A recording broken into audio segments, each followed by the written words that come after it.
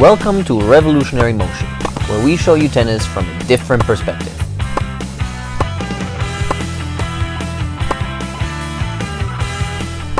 If you've always wondered how professional tennis players pick their targets on the tennis court, here's a simple explanation. So most of you probably just think about, where on the court do I want to hit the ball? A tennis player that plays professionally does this a little bit differently. They don't only pick the target on the other side of the court, they also pick a plan of how the ball is supposed to get there. So it's very important that you keep in mind right from the start the amount of spin you want to create, and thus also the height of the shot you want to create. How high is it going to go over the net? How far away from each line do you want to hit the ball? How much topspin do you want to give it? How flat do you want to hit it? And most importantly, how high do you want the ball to bounce? So as you can see, all these things together basically create the trajectory of your shot. So if you're trying to hit a tennis shot, no matter if it's a forehand, a backhand, a serve, or even a volley, before you hit the ball, you should not only think about where on the court you will place your shot, but what kind of trajectory you will use to get your ball to that target. Now, why is this so important? If you think about it in an easy way, you will notice that you're basically exactly choosing what the ball is supposed to do.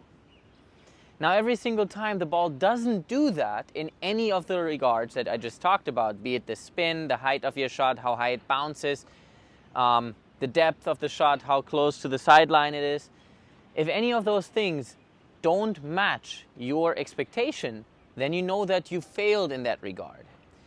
So even if the ball actually went into the right spot on the court, but it didn't have the curve that you tried to give it on your shot, you now know that you messed up at least two things. Because, for example, if you're aiming really, really high over the net and try to get the ball really deep, and now you get the ball really deep, but the ball wasn't very high over the net, well, first of all, obviously you messed up because your ball didn't go high over the net. But second of all, the ball would have never reached that deep spot in the court if you hadn't hit it a lot harder than you originally planned, because you're now hitting the ball lower. So that means you messed up two things and not just one. It's not just the placement or the height of your shot. So it's really important that over time you develop a feeling for how can you get the ball into a certain spot, with what kind of characteristics of a trajectory do you approach the shot, and then you can make very fine adjustments in order to become more accurate with all your shots, having in mind exactly what the ball is supposed to do every single time you're about to hit it. In conclusion, come up not only with a target, but also with a game plan for the trajectory of your shot, so you can become much more accurate in aiming to certain spots on the court and use the physics of the tennis ball and the physics of the curve to your advantage in order to beat your opponents more easily. Hope you enjoyed this video. Please like and subscribe, and we'll see you guys soon.